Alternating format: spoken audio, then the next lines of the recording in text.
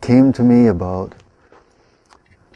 probably about 17 years ago, and it just wouldn't go away. Initially, I thought I was going to build a sphere, and it was going to be a spherical houseboat, like 25 feet in diameter, as big as a shop. And I thought, I better learn how to make a sphere first before I start something that big. And by the time I got halfway through building Eve, the idea of hanging it from ropes up on the trees came along.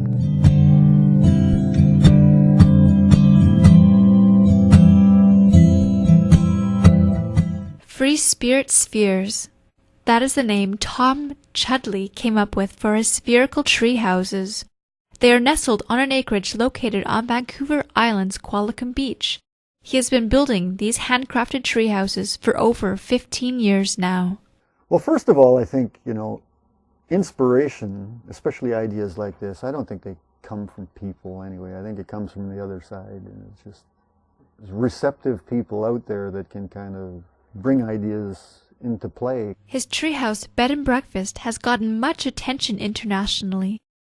But despite the present success, Tom had his challenges.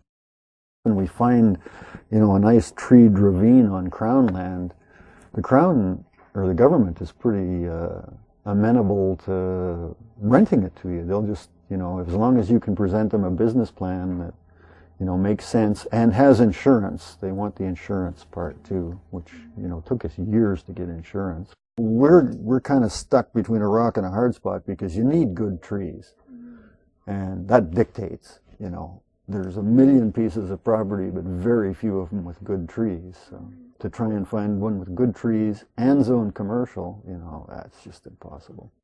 Because usually commercial property, the first thing they did is they strip mined it. Despite it taking Tom a full year of work to complete just one sphere, he's determined to someday build a resort. What we're looking at doing is we want to start a resort, like 20 spheres.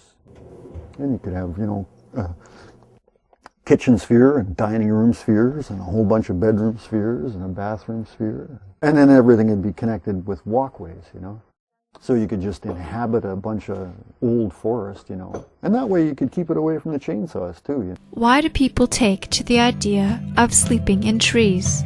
I guess it's the fact that there's no discontinuity. The shell is just one piece, There's no separation between walls and ceiling and walls and each other.